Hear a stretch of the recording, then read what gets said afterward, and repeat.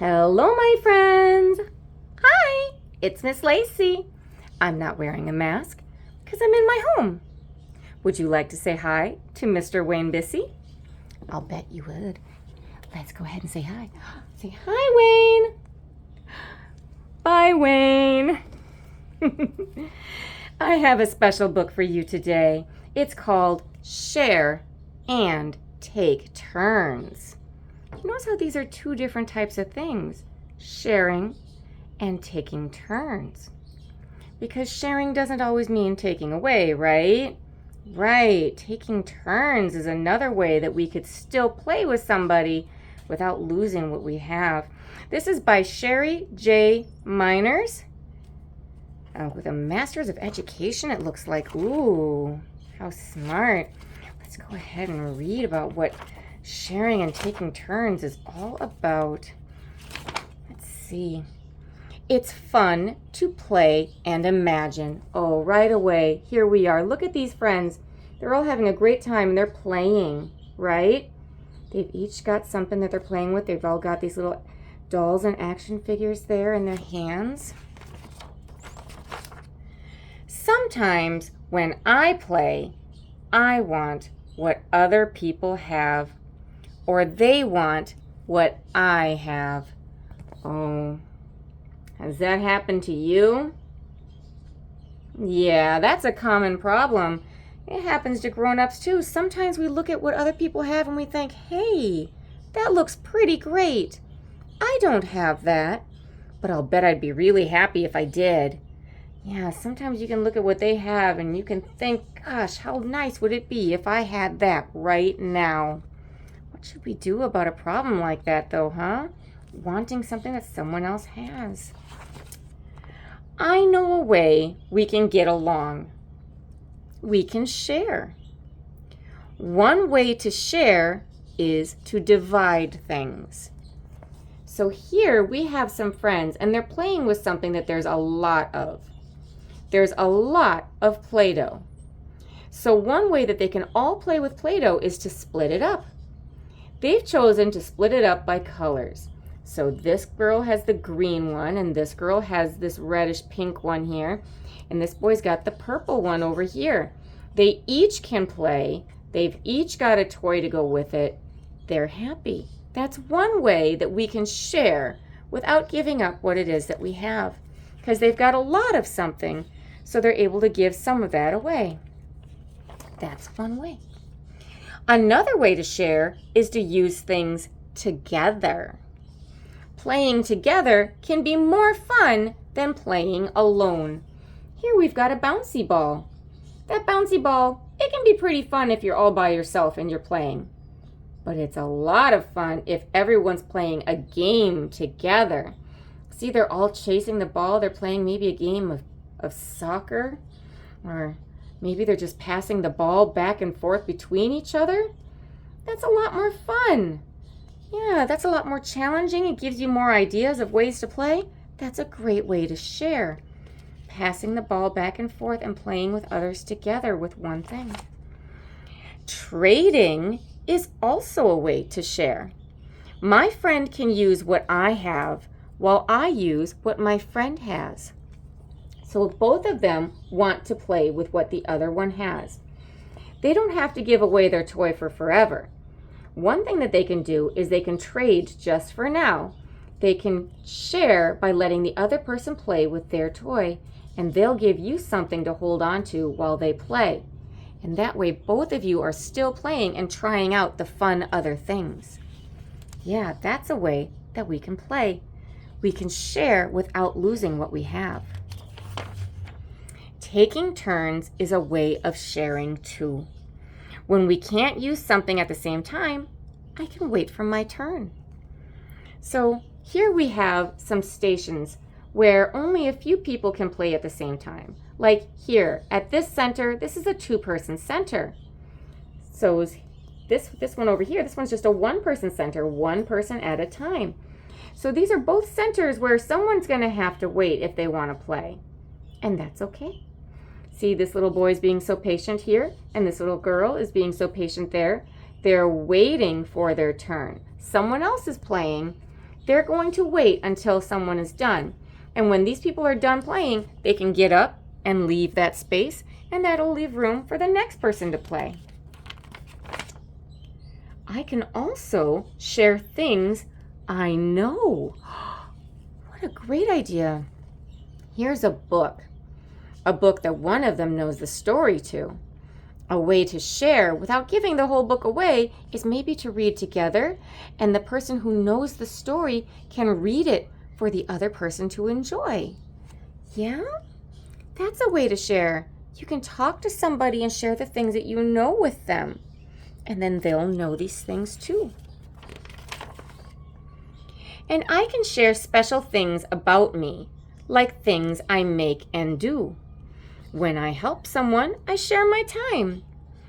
These are other ways to share. Here, she's sharing the pictures that she knows how to draw. And here, she's sharing her time by helping with chores and maybe talking with a friend. Oh, do you hear that squeaking? Wayne sees a bird. Sharing time. I might offer to share, or another person might offer to share. If you think that someone might like something, you could offer to share without having to wait for them to ask. Like, this friend found a necklace, and it got him thinking, this girl's dressing up right now really fancy. So maybe she might appreciate that necklace to go with.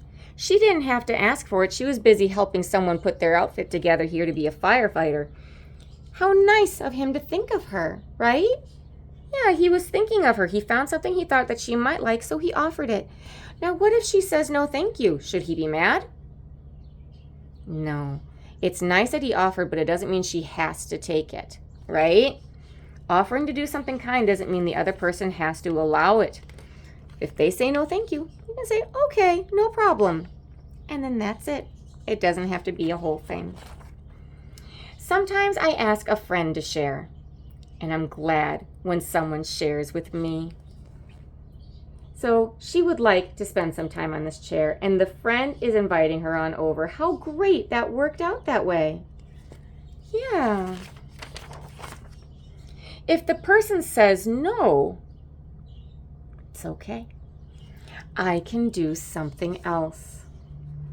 So in this scenario, the friend didn't want someone sitting right up next to them just now. They needed their space, and that's okay. Because there's another chair right here. She can still be near her friend, and she can still be in the quiet center here with the books. See how she's got her listening device on, so that way she doesn't make too much noise while this friend is reading. She can still be in there without bothering anybody, but still feeling close, and that's okay. It's not always easy to share. I might have something that's special to me. I might not want to share it, or I may not feel ready to share. She's got a little ukulele here. She's playing. And this little boy, he's pretty interested in trying that out. He thinks that that might be fun to play with. She's not feeling ready to share. What should she do? Should she yell at him? No. Should she tattle and say, he's trying to take my things? No. He's not hurting her. Look, he's just asking. So what should she do? If he wants to play with her toy, but she doesn't want to hand it over. Let's see how she handles it. That's okay. I can choose not to share, or offer to share later, or share something else. That's important. Sharing doesn't mean taking away, and you don't have to share the one thing that's in your hand. So if you're playing with something, you can go ahead and keep playing. Just because they've suddenly gotten interested in it doesn't mean you have to now give it up. That's not how sharing works. It would be nice if you allowed them to have some time with it, but you don't have to right now. You can finish playing, and if it's your special thing that you own from home, you don't have to hand it over at all. Now, if this is something from the classroom that's meant for everybody, it would be very nice if you worked out another arrangement. Like if you finished playing and then remembered to hand it over to him when you're done. That would be a great way to help. Instead of just leaving it behind for someone else to pick up, you could say, hey, I'm playing with it now. When I'm done, I'll come find you. That would be really helpful. Sometimes I decide to share, even though it's hard for me. When I share or take turns, I'm being generous. Generous is the word that we're using. It's a giving. She's giving. Here she is. She's being generous. She's allowing him to play with the thing, even though it was hard. This is a gift of both her time and the thing that she was playing with. She was having a really great time, and she's allowing him to have a great time with it instead now. She's being a really good friend. I hope he remembers that, huh? I hope he remembers what a hard choice that was for her, and he says, thank you. I'm learning to make good choices. I'm learning to think about others. It's not easy learning to think about others. It's hard. When we're brand new babies, our job is to think about ourselves.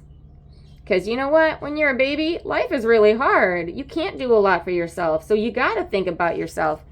You got to think about getting a hold of food when you're hungry and getting somebody to help you if you're messy.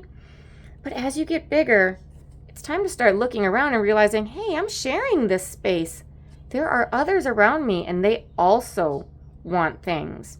They also feel things. They also would love to do the same things that I do. So it's time to start learning to think about others. And sharing is a great way of helping others to feel great. Yeah. No matter where I am or who I'm with, there are special ways that I can share. Oh, look, she's sharing her umbrella because it's raining. That's going to help keep her friend dry. Did that cost her anything? No, this was just a nice gesture that she could do. She's helping somebody. She's making their day better. And it didn't take all that effort at all. She's already got the umbrella in her hand. It didn't take any effort at all to help a friend. And that's the end of that. Oh, what a nice idea. Putting together a whole story about ways that we can share. Taking turns and sharing. These are special skills, and they're hard. These are one of those things where we practice every day because it's so difficult. And you know what? Practice makes perfect, right? So the more we practice, the better we get at it. Well, that's the end of this story. Thank you so much for being such great listeners, all right? I'll talk to you guys again next time. Mwah, mwah, mwah. Bye-bye.